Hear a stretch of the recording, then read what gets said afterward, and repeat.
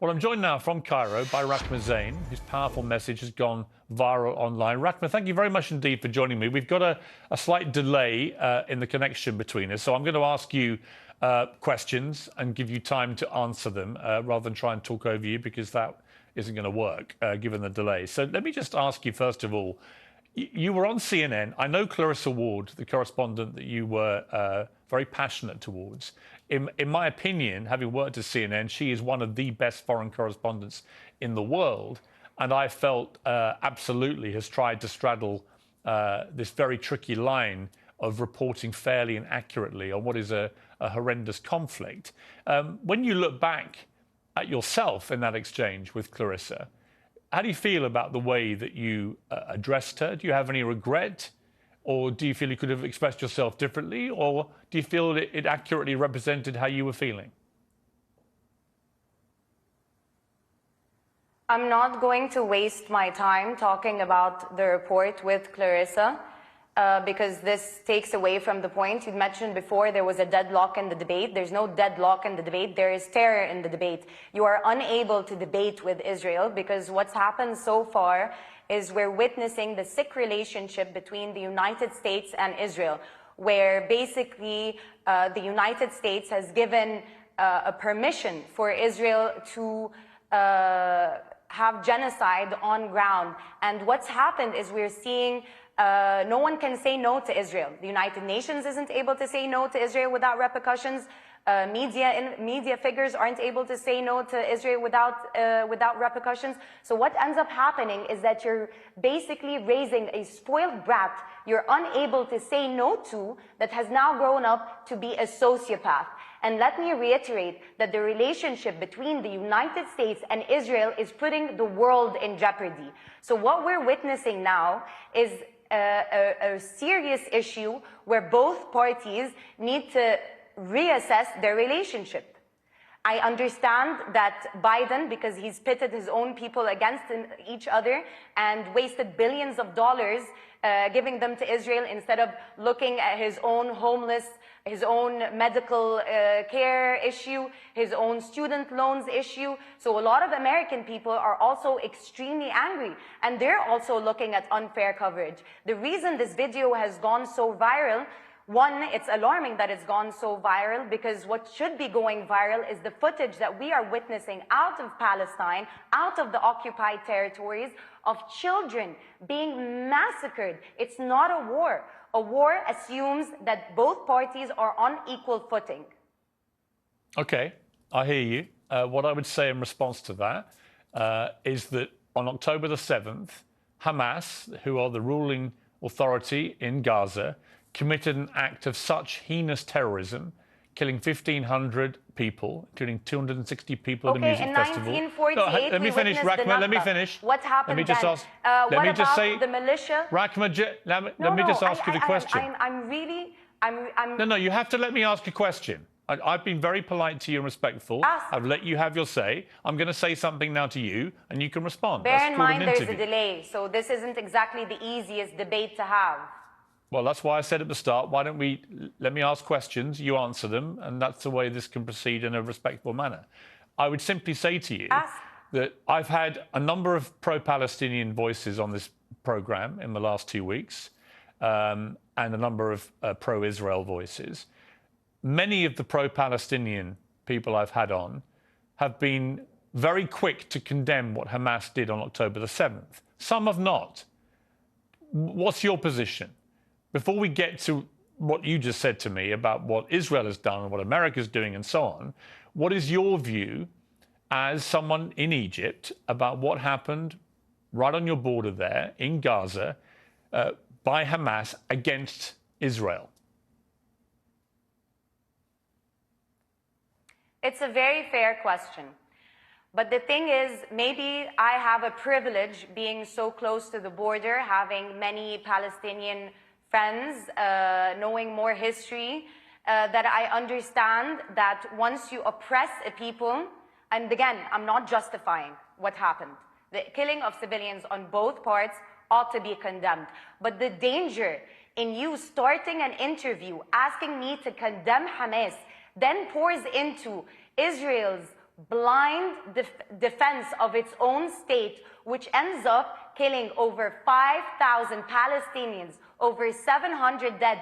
And going back to the report that you were discussing at the beginning with the CNN reporter, the issue with that is everything is always taken out of context. And this is the issue we have with Western media. Had the journalist been there on ground with the volunteers that night, as for example I was, she would have listened to the bombardment of Israeli bombs that start from 2:30 a.m. and do not stop. She would have also witnessed the fact that we would get an okay from Israel's side. I'm not done. From Israel's side, that the supplies would go in, and then it's like they toy with your morale so that for hope from both sides is stopped. The narrative has got to change. Okay, the idea, I, for example, I don't have the PR of Israel. I don't have the money to hire the Justin Biebers of the world and have them say, pray for Israel and whatnot. But what I do have is the truth. And the reason this video has gone so viral is because people felt it. People felt that it was the truth. Let me ask a question, Rachma. So my question is this. When Hamas did what they did on October the 7th, they will have known, absolutely known, that Israel's response would have been this. And it would have involved the deaths of many thousands of innocent people in Gaza as a consequence of going after Hamas. They will have known that. So my question for you, again, a difficult question. I appreciate this, given that you're right there in the middle of all this. But the difficult question is, how do regular Palestinian people feel that their ruling authority commit an act of terror so heinous, and they must have known how Israel would respond, and they must have known that many thousands of innocent Palestinians would die as a consequence of that terror attack? How do they feel about that? Are they comfortable with Hamas continuing to be the ruling authority in Gaza? Or is it actually an act of such appalling atrocity that Hamas should no longer be there? And if the answer is the Palestinian people don't want them to be there anymore, then how do you get rid of them? Unfortunately, the Palestinian people don't have the luxury of the time to think of Hamas. The voice notes we're receiving from our Palestinian brothers and sisters from under the rubble, from mothers who've lost their children, from home families that have been eradicated, the sentiment we're getting from the Palestinian people is, do they see us? If the United Nations, that's whole premise was to avoid this kind of genocide, was created to avoid this kind of humanitarian crisis, cannot stand up to one spoiled brat of a fascist organization, then where are we in this world? And what's sad is that it's a top-down movement. You have the United Nations unable to speak to Israel. You also have the people at work who cannot hold the Palestinian flag, who get fired on the spot. I've had people who work in New York text me and tell me that they've been fired on the spot. Rachma, I have a you know question. what else I've had that unfortunately I cannot show? Screenshots, last thing, screenshots of emails from prominent news channels where anchors, where younger people are emailing producers, are emailing one another, begging, why aren't we showing the other side? Why aren't you showing the other side? Because what's happened is that I have to be able to respond. Israel has given you a brand book where you can, so that you can be prim and proper in front of your own people. I have to be able to respond, They've been very Rachma. clear about their intent. They've been very clear since the Haganah. You have to let me respond now, okay? I'm listening to you respectfully. I am not the media. I've given more of a platform to pro-Palestinian people, including yourself, than any other show in the world. So I resent the suggestion that I'm just like everybody else. Which is in itself a problem. I have deliberately given large chunks of my show each night to voices like yours to tell the side of the Palestinians. But again, I come back to this. You talk about genocide by Israel against Palestinian people. What do you call the Hamas stated intent? They've made no secret of it. It's their stated intent to wipe Israel off the face of the earth, to kill all Jews. And that's exactly what we saw them try to do on October the 7th. What do you call that if it's not genocide? But you've seen that from the other side. You know, it's interesting because this point brings one to be called and dubbed anti-Semitic. You know, I believe that Israel is the most anti-Semitic entity ever. We used to live with our Jewish brothers and sisters here in the Middle East and in Palestine, and the creation of Israel on a racist premise differentiated, because you didn't have Jewish Arabs or whatnot. You just had Arabs. They were Christian. They were the people of Palestine. You're not answering my question, They were Rachma. Muslim. They were Jewish.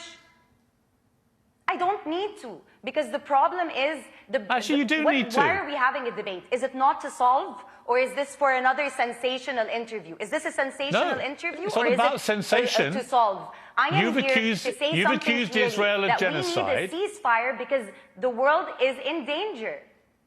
I Well, have I would accused say- Israel of genocide. I am Yes, accusing Israel and of I'm genocide. simply saying this to is you- a genocide. and They I'm have simply said saying it's a to- genocide. Rachma, I hear you, and you're perfectly entitled to that view, although Israel would contest that characterization of what they have been doing, but many would agree with you. But I simply say, what is Hamas waging against Israel? I would that's love not if they genocide? would contest with evidence rather than terror. Yeah, but do you not agree with me that what I didn't Hamas hear is your doing last is part. clearly... Do you not agree with me that clearly what Hamas is waging against Israel is also genocide by your criteria?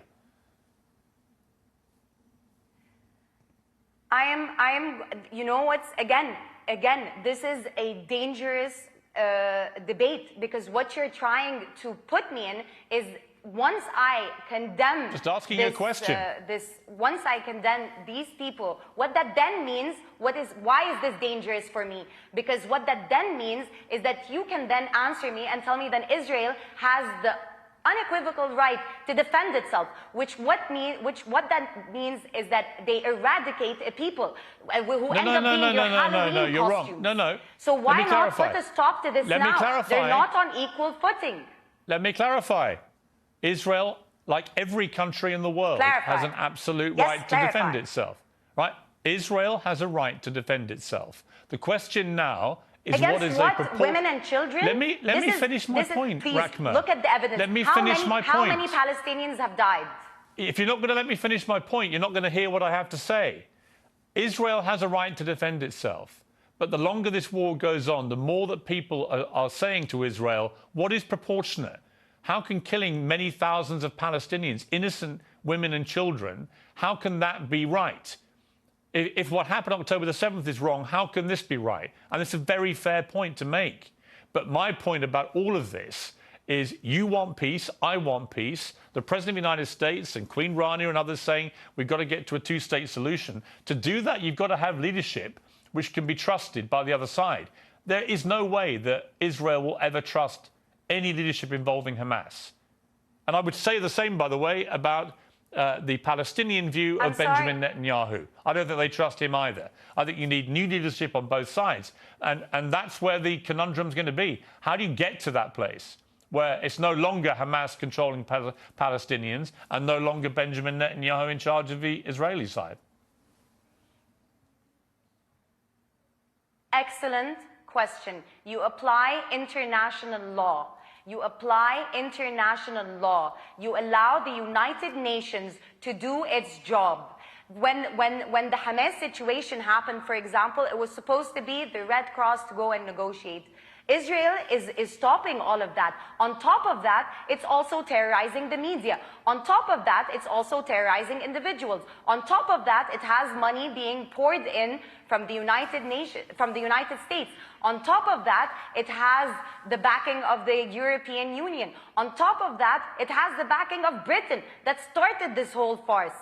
So what ends up happening is, who's speaking for the Palestinian people? So for a solution to happen, you need to empower the United Nations so that Israel is not making a mockery of the United Nations. How am I needing to reiterate this more and more? I am giving you a solution. Rachma, you're giving me your solution. And you're still telling me Hamas. Rachma, you've just given me... There will always be Hamas if you occupy a people. let me just finish this point.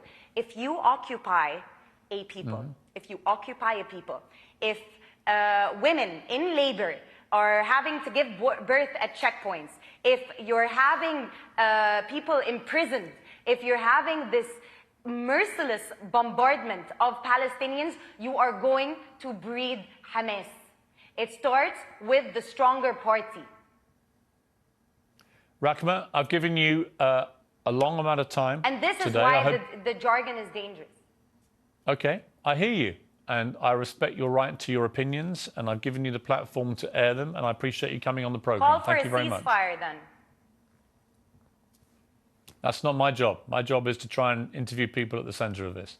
You may not like that, but it is. But I appreciate you coming on the program. Thank you. Interviews, sure. It wasn't sensational. It wasn't. But thank you very much.